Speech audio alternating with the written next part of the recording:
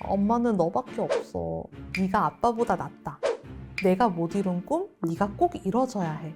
듣기에는 지극한 모성애, 부성애 같지만 이것은 사랑이 아닌 섬뜩한 집착과 착취일 때가 많습니다. 자식을 독립된 인격체가 아니라 나의 외로움을 달래줄 대리 배우자나 내 자존감을 채워줄 트로피로 여기는 부모들, 자식을 정서적 식민지로 만드는 부모들입니다. 안녕하세요. 닥터 캐럿입니다. 오늘은 자식을 인격체로 존중하기보다는 통제를 넘어서 보이지 않는 정신적 착취 대상으로 여기는 부모들에 대해서 이야기해 보려고 합니다. 자식이 부모의 식민지라니 얼마나 끔찍한 얘기입니까? 그런데 실제로는 자식이 마치 부모의 식민지인 마냥 행동하는 부모들이 정말 많습니다. 어떤 부모들이 자식을 자신의 식민지로 만드는 걸까요? 크게 두 가지 유형이 있습니다. 혹시 우리 집 이야기는 아닌지 한번 들어보세요. 첫 번째, 감정 쓰레기통 유형입니다. 주로 부부 사이가 안 좋은 가정에서 많이 나타나는데요. 한쪽 부모가 상대 배우자보다 자식에게 훨씬 더 많이 의존하게 되면서 자식에게 자기 감정을 여과 없이 털어놓습니다. 이건 주로 부모가 정서적으로 외로울 때 나타나는데요. 겉으로는 우리는 되게 친하다, 친구 같은 모녀 관계다 라고 포장하지만 실제로는 전혀 다른 거죠. 여러분, 친한 친구끼리 서로 고민을 나눌 때 이 친구가 나한테도 고민을 털어놓지만 나도 친구한테 고민을 털어놓을 수 있어야 되잖아요. 그런데 자식을 식민지로 삼은 부모와의 관계는 철저히 일방적인 거예요. 부모는 쏟아내고 자식은 받아내기만 하는 감정바지 역할을 하게 되는 거예요. 야, 너희 아빠가 어저께 또 술 먹고 들어와서 나한테 어떻게 했는지 아니? 내가 막 뭐라고 좀 했더니 못할 말 한 것도 아닌데 엄청나게 성을 내면서 자기가 되려 고함을 지르는 거 아니야. 아, 내가 진짜 저 인간 때문에 못 산다. 난 진짜 내가 속이 말이 아니야. 내 속 썩는 거 알아주는 게 진짜 너밖에 없어. 너만 보고 산다. 너 내 맘 알지? 부모도 사람이니까 자식한테 하소연할 수 있다 라고 생각할 수 있죠. 그런데 그 하소연이 너무 자주, 너무 많이, 너무 한 방향으로만 발생하는 게 문제입니다. 식민지에서 본국으로는 쌀이나 자원을 날라가죠. 하지만 본국에서 식민지로는 쌀을 나눠주지 않는 거죠. 정다운 부모-자식 관계인 것과 자식을 감정 쓰레기통으로 이용하는 차이, 어떤 건지 아시겠어요? 부모의 힘든 얘기는 1시간이고 2시간이고 들어줘야 하지만 정작 자식이 힘들다고 하면 배부른 소리 한다 라면서 묵살해 버리는 거죠. 이런 부모에게서 자란 아이는 내 감정은 중요한 게 아닌 거구나. 엄마의 기분을 맞춰주는 게 나의 존재 이유구나 라고 학습하게 됩니다. 전문 용어로는 parentification, 부모화라고 하는데요. 어린 자녀가 도리어 부모의 정서적 보호자 노릇을 떠맡게 되는 아주 가혹한 역할 전도 현상이에요. 심한 경우에는 부모의 정서적 배우자 역할까지도 맡게 되는 배우자화 현상까지도 나타납니다. 오랜 기간 부모의 정서적 보호자로 지내온 아이는 커서도 내가 없으면 우리 엄마 무너져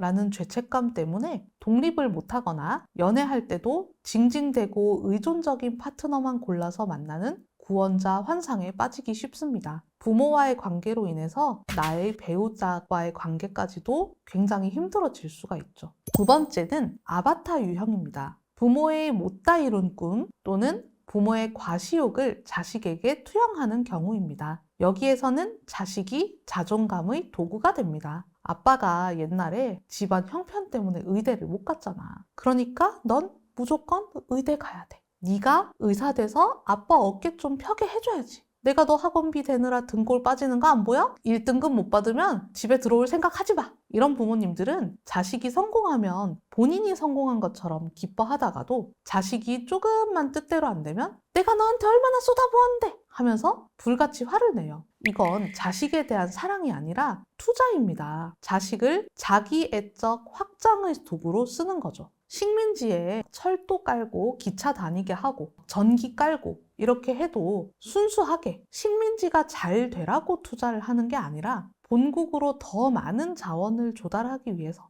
본국이 더 잘 살게 되기 위해서 인프라를 까는 목적이 더 큰 거잖아요. 마찬가지로 자식에게 많은 걸 투자하고 성취를 독려하지만 그것이 순수한 자식에 대한 사랑이라기보다는 부모의 자존감을 채우기 위한 거죠. 이런 아이들은 겉으론 효자, 효녀일지 몰라도 속은 텅 비어 있습니다. 내가 뭘 원하는지 모르고 부모가 뭘 원하는지만 신경 쓰는 눈치 보는 삶을 살게 돼요. 그럼 이렇게 스펙 빵빵하게 자란 식민지 아이들이 커서 어떻게 되느냐? 겉은 화려한데 속은 텅 빈 강정이 되고요. 자기 자신이 없는 껍데기 증후군을 앓거나 부모의 인정이 가져다준 성취 중독과 만성 불안에 시달립니다. 부모처럼 나를 통제해줄 사람을 찾아 헤매거나 반대로 억눌린 분노가 터져나와서 내 자식에게 똑같이 강요하는 가해자가 되기도 합니다. 감정 쓰레기통이 되느냐, 아바타가 되느냐, 어떤 유형이든 부모의 식민지가 되었을 때 그 끝은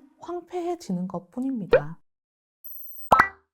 얘기를 듣고 보니까 정말 너무 잔인하지 않나요? 부모는 자식에게 그늘이 되어주고 쉼터가 되어주고 또 기둥이 되어주어야 하는데 왜 그러지 못하고 자식을 오히려 식민지로 삼게 되는 걸까요? 그 이유는 바로 부모들의 불안과 미분화 때문입니다. 자아분화라는 개념이 있어요. 나와 타인의 감정을 분리할 줄 아는 능력인데요. 분화가 덜 된 부모는 자식과 나를 한 덩어리로 보게 돼요. 자식이 내 말을 안 듣거나 독립하려고 하면 마치 내 팔다리가 잘려나가는 듯한 유기불안을 느껴서 자꾸 죄책감을 심어줍니다. 너 다 컸다고 엄마 무시하니? 자식 키워봤자 소용없다더니 네가 어떻게 나한테 이럴 수 있어? 이 말인즉슨 내 불안을 잠재우기 위해서 넌 내 곁에 영원히 어린아이로 남아있어야 해 라는 무의식적인 협박입니다. 이러한 정서적인 식민지 상태가 계속되면 어떻게 됩니까? 자녀는 성인이 되어서도 이 심리적인 연결을 끊지 못하고 결혼해서도 배우자보다 부모를 우선시한다거나 고부 갈등, 장서 갈등의 원인이 되기도 하고요. 반대로 부모의 간섭이 너무 숨막혀서 아예 연을 끊어버리는 극단적인 형태로 나타나기도 합니다. 혹시 이 영상을 보면서 뜨끔하신 분들 계신가요? 그렇다면 단호하게 말씀드리겠습니다. 여러분, 자식은 여러분의 소유물도 아니고 2회차 인생을 위한 아바타도 아닙니다. 자녀를 진정으로 사랑하신다면 아이가 내 품을 떠나 독립할 때 박수 쳐줄 수 있어야 합니다. 나의 외로움은 내가 스스로 감당하거나 배우자와 해결하세요. 자식에게 나의 외로움을 감당해 달라고 들이밀면 그것은 또 다른 정서적 착취입니다. 그리고 자녀분들께도 말씀드릴게요. 엄마 아빠가 나를 정서적으로 착취하는 것 같다면 부모님의 기대를 저버리는 것을 두려워하지 마세요. 여러분이 독립을 선언했을 때 부모님이 서운해하거나 화낼 수도 있습니다. 하지만 그것은 사람이라면 언젠가 겪게 될 순간이에요. 여러분이 불효자라서가 아니라 엄마 아빠가 아직 마음의 준비가 안 돼서 그런 겁니다. 그 서운함까지 여러분이 책임질 필요는 없습니다. 건강한 거리 두기는 부모님을 배신하는 것이 아니라 오히려 서로가 독립된 인격체로서 단단하게 서 있을 수 있게 되는 것이에요. 그리고 그렇게 되어서야 비로소 질식할 듯한 집착이 아니라 진짜 부모 자녀 간의 사랑을 주고받을 수 있다 라는 걸 꼭 기억해 주세요. 오늘 이야기가 유독 무겁게 느껴지는 분들이 계실 거예요. 우와, 이거 완전 우리 집인데 싶어서 마음이 답답하시다면 주저하지 말고 전문가의 도움을 받으세요. 대물림 되는 정서적 사슬, 여러분에 대해서 끊어낼 수 있습니다. 오늘 영상이 유익하셨다면 구독, 좋아요, 알림 설정 부탁드리고요. 저는 다음에 더 건강한 마음 이야기로 찾아오겠습니다. 안녕!